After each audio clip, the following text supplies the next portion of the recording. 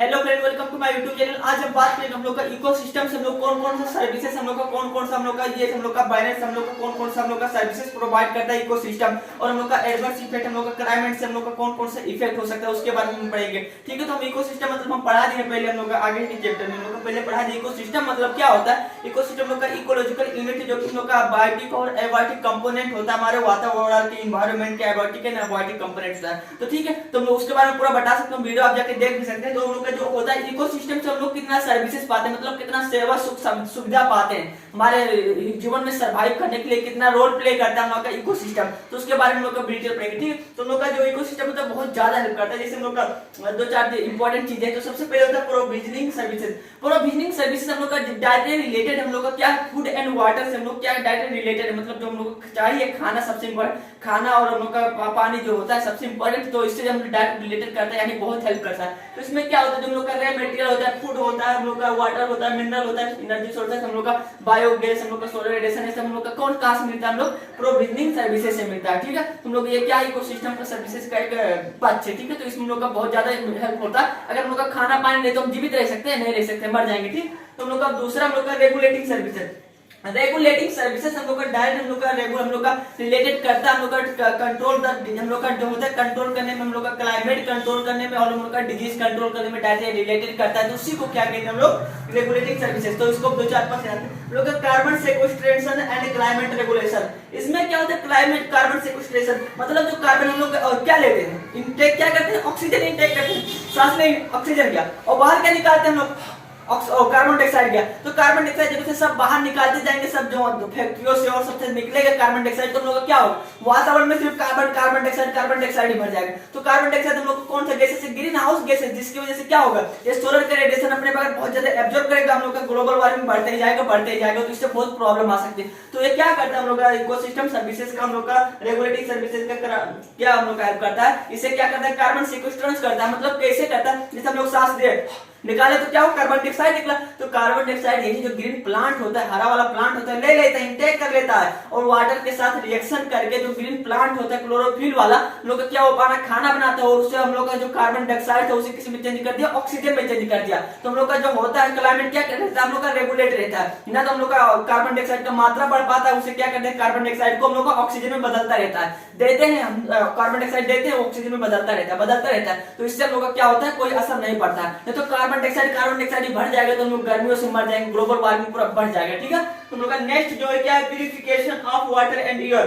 Purification of water and air में क्या होता है, प्यूरिफिकेशन हम लोग का शुद्धिकरण पानी और जल का शुद्धिकरण कैसे हो सकता है, हम लोग का जो वाटर हम लोग का कैसे प्यूरिफाई होगा, हम लोग उसे जाके हम लोग क्या प्यूरिफाई करेंगे, पूरा वाटर प्यूरिफाई कर सकते नहीं करते। तो इसे सिंपली इंडिकेट करना चाहते हैं वाटर साइकिल। वाटर साइकिल क्या होता है, सोलर रेडिएशन पानी में पड़ता है, वेपर बन के जाता है, कंडेंस होता है, फिर पानी पड़ता है, क्या हो जाता है प्यूरिफाई हो जाता है। मतलब जो पुराना वाला हम लोग का दूषित हुआ पोल्यूटेड वाटर होता है उसे क्या करते थे हम लोग का प्यूरिफाई कर देते हैं, किस प्रोसेस से, वाटर साइकिल से। तो हम लोग का जो और एयर का हम लोग का प्यूरिफिकेशन कैसे करता है, हम लोग को अभी बताया जो एयर का प्यूरिफिकेशन होता है उसे हम लोग क्या कहते हैं, जो हम लोग का जैसे कार्बन डाइऑक्साइड दिया तो कार्बन डाइऑक्साइड हम लोग क्या होगा ग्रीन प्लांट के द्वारा हम लोग क्या हो जाएगा, उस कार्बन डाइऑक्साइड को हम लोग का ऑक्सीजन में बदल के उसे क्या कर देगा प्यूरिफाइड कर देगा, तो उसे शुद्धिकरण बढ़ाते रहेगा। तो हम लोग का कैसे क्या हम लोग का शुद्धिकरण purification of water and air में बहुत मदद करता है। ठीक है, और हम लोग क्या करते हैं पेस्ट एंड डिजीज कंट्रोल।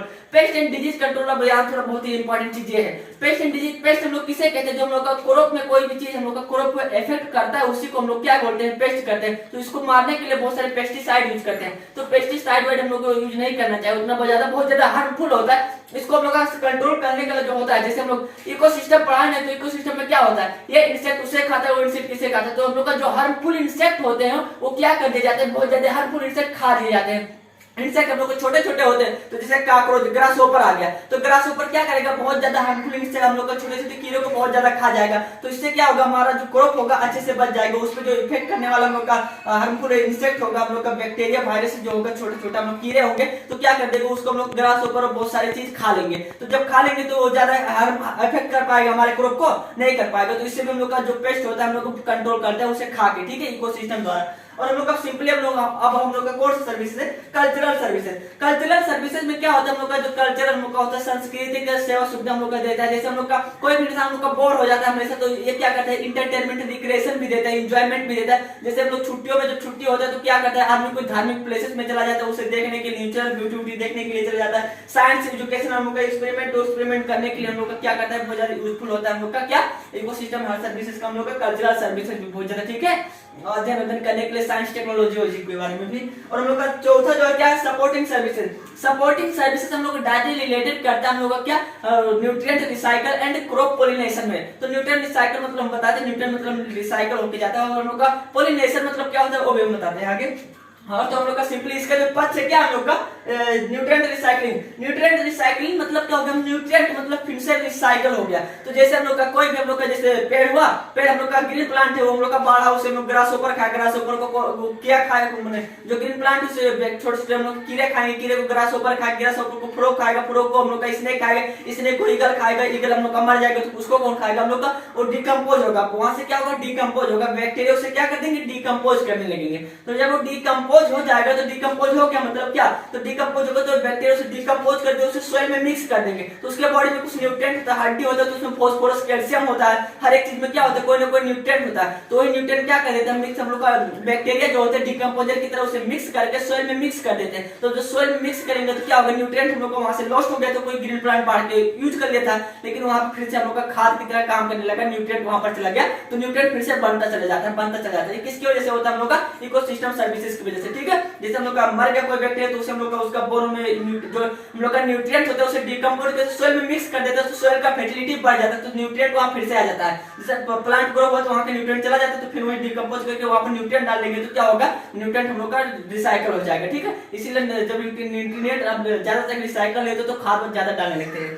अब हम लोग का जो हम लोग का उसका दूसरा पक्ष क्या हम लोग का प्राइमरी प्रोडक्शन। प्राइमरी प्रोडक्शन में क्या होता है जैसे हम लोग का ग्रीन प्लांट होता है, ग्रीन प्लांट क्या करते हैं पाना खा वो आइटोट्रोप से तो पाना खाना खुद बना लेते हैं। तो पाना खाना खुद तो बनाते हैं लेकिन वो एक तरह खुद तो बनाते हैं लेकिन एक तरह के वो क्या हम लोग का प्राइमरी प्रोडक्शन है। जैसे हम लोग का खुद तो करो हो गया लेकिन दूसरों को हम लोग क्या करते हैं अपने अंदर अपने आप को फीड कराते हैं, अपने आप को खाना की तरह काम करते हैं। जैसे हम लोग का घास हो जब ग्रीन होता है जाम जाता है तो उसे कौन हम लोग फीड करता है जो किया हुआ होता है ग्रास ऊपर उसे फीड करता है ठीक है। तो हम लोग वो क्या करते हैं एक तरह का प्राइमरी प्रोडक्शन का हम लोग का जैसे प्राइमरी प्रोडक्शन का हम लोग का फर्स्ट ट्रॉपिक ऑफ लेवल हम लोग का फूड का इंडिकेट हो जाता है। वही हम लोग का उसी की वजह से हम लोग क्या होता है इकोसिस्टम हम लोग का प्रोसेस चलता रहता है ठीक है। हम लोग का प्राइमरी प्रोडक्शन हो जाता है। और पोलिनेशन, पोलिनेशन भी हेल्प करता है। पोलिनेशन मतलब क्या होता है पोलिनेशन हम लोग का क्या होता है transfer of pollen grain from the anther to the stigma.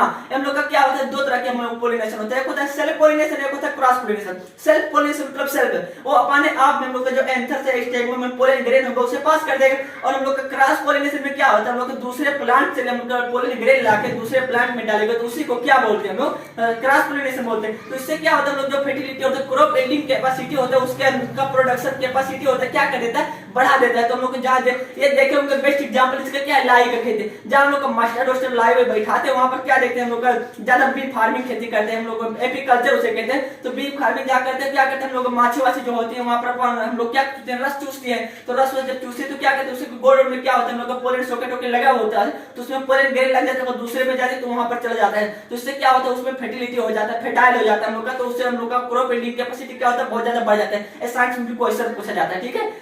और हम लोग का जो चौथा हम लोग का क्या है हम लोग का वाटर साइकिल। वाटर साइकिल में क्या होता है हम लोग का वाटर साइकिल हम लोग को बता दें कि वाटर साइकिल में हम लोग का हेल्प करता है। जैसे हम लोग का पानी बरसा तो पानी पोल्यूटेड हो गया तो उसको क्या करेगा हम लोग का पानी हम लोग का वाटर साइकिल हम लोग का क्या इंपॉर्टेंट प्ले करता है बहुत ज्यादा इंपॉर्टेंट प्ले करता है। जैसे हम लोग का हाइड्रो पावर इलेक्ट्रिसिटी हम लोग को प्रोड्यूस करते हैं तो वाटर साइकिल बहुत ज्यादा इंपॉर्टेंट प्ले करता है। जैसे कि हम लोग को पानी नदी से बह के आगे हाइड्रो पावर हम लोग इलेक्ट्रिसिटी प्रोड्यूस कर लिए पानी नाचने लगे टरबाइन नाचता है उस इलेक्ट्रिसिटी प्रोड्यूस हो गया। लेकिन जब पूरा पानी कहीं पानी एकदम पूरा भरा हुआ है जब निकलेगा पास होगा तो वहां से पानी तो खत्म हो जाए लास्ट में। तो जब पानी खत्म हो गया तो इलेक्ट्रिसिटी प्रोड्यूस कर सकते हैं नहीं कर सकते लेकिन फिर पानी वहां तो कैसे मोटर से चढ़ाएंगे उस बार नहीं चढ़ा पाएंगे ना। तो इससे क्या करते हैं वाटर साइकिल की वजह से तो वाटर वेपर में चेंज हो जाता है तो फिर वही पानी ऊपर जाके कंडेंस होकर बरसता है तो फिर बरसता है फिर बहता है क्या होता है हम लोग का हाइड्रो इलेक्ट्रिसिटी प्रोड्यूस कर देते हैं इजिली से ठीक है।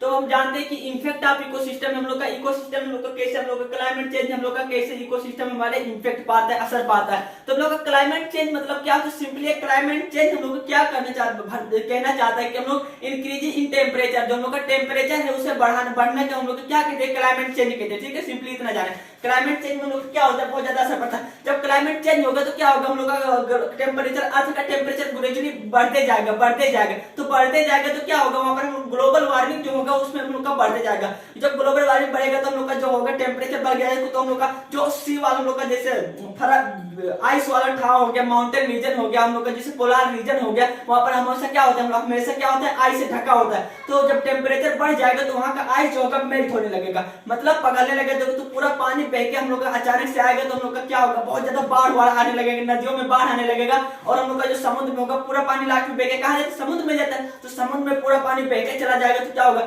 समुद्र का लेवल बढ़ जाएगा। समुद्र का लेवल जब बढ़ने लगे तो उसके आसपास जो कोस्टल एरिया होते हैं, गांव होते हैं, तो क्या कर देगा, उसे डुबाने लगेगा। तो इससे बहुत ज्यादा लॉसेस हो जाएगा हम लोग का लाइफ के लिए और प्रॉपर्टी के लिए भी। ठीक है, तो क्लाइमेट चेंज बहुत ही खतरनाक होता है। तो इसका हम लोग का जो जानते हैं इम्पैक्ट हम लोग को कौन से इकोसिस्टम में कैसे इम्पैक्ट पाता है, तो सिंपली हम लोग का ये माइग्रेशन ऑफ ऑर्गेनिज्म में बहुत ज्यादा इम्पैक्ट पाता है। जैसे क्या होता है, जब हम लोग क्लाइमेट चेंज होगा बढ़ते जाएगा हम लोग का क्लाइमेट चेंज हम लोग का, जैसे कोई भी हम लोग का ऑर्गेनिज्म होता है, एडेप्टेशन आप पढ़े होंगे, कोई भी ऑर्गेनिज्म होता है हम लोग का क्या होता है, उसका हम लोग का एक कैपेसिटी होता है, क्षमता होता है कि कोई भी टेम्परेचर, कोई भी हम लोग का इन्वायरमेंट, कोई भी हम लोग का क्या होता है टेम्परेचर, एटमॉस्फेरिक प्रेशर हम लोग का अच्छे से बैलेंस हम लोग का मेंटेन कर सके और वहां पर सर्वाइव कर सके। लेकिन हद से जब ज्यादा टेम्परेचर होने लगेगा तो वहां क्या कर पाएगा, सर्वाइव नहीं कर पाएगा। तो सर्वाइव नहीं कर पाएगा तो या तो वहीं मर जाए या तो अपना ठाव छोड़ के दूसरे ठाव में जाए। तो क्या करेंगे, टेम्परेचर बढ़ने लगा, कोई भी वही इन्वायरमेंट में एडेप्ट वहां से अच्छे जीवित रह रहा था, तो वहां का टेम्परेचर जब बढ़ जाएगा तो क्या करेगा, दूसरे ठाव में जाएगा जहां उसे टेम्परेचर अच्छे से मिल सके कि वो जीवित रह सके। तो दूसरे जगह जाएगा तो जाने को हम लोग क्या कहते हैं, माइग्रेशन ऑफ द ऑर्गेनिज्म कहते हैं। वो एक ठाव से अपना ठाव छोड़ देगा, एडेप्टेशन के लिए दूसरे ठाव में जाएगा। तो इसे जब दूसरे ठाव में जाएगा तो जब हम लोग का एक पूरे एनिमल का करेंगे, एक ठाव में कलेक्ट हो जाएंगे, तो वहां का जो प्रोडक्शन होगा उस पर फीड करेंगे, तो वहां जो फीड करेंगे वो पूरा हम लोग क्या होगा, लॉस्ट हो जाएगा। और जो खाएंगे, जो एनिमल माइग्रेट करके जाएगा उसका नंबर क्या होगा, बढ़ते चला जाएगा, और जो खाना वाला रहेगा हम लोग का उसके घटते चलेगा। तो सिंपली क्या हो गया, वो हम लोग का मरते चले जाएंगे, बहुत ज्यादा स्केर्सिटी का प्रॉब्लम क्रिएटेड होता जाएगा और हम लोग का इम्बैलेंस इन इकोसिस्टम में होते चले जाएगा। ठीक, और हम लोग का दूसरा क्या है, एक्सटिंक्शन ऑफ द ऑर्गेनिज्म।